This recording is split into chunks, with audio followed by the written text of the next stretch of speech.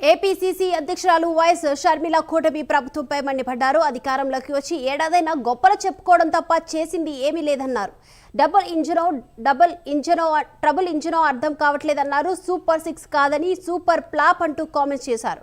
లక్షల ఉద్యోగాలు తెస్తున్నామని సీఎం చంద్రబాబు అరచేతిలో వైకుంఠం చూపిస్తున్నారని విమర్శించారు.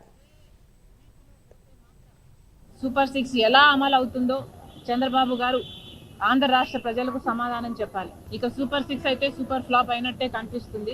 మిగతా పథకాలు కూడా చంద్రబాబు గారు ఎక్కడ దృష్టి పెట్టారు? ప్రతి జనవరి జాబ్ క్యాలెండర్ అన్నారు, కానీ ఇప్పటి వరకు కూడా మేము లక్షల ఉద్యోగాలు తెస్తున్నామని అరచేతిలో వైకుంఠం చూపిస్తున్నారు తప్పితే ఎవరికి ఉద్యోగాలు అయితే ఇంతవరకు రాలేదు.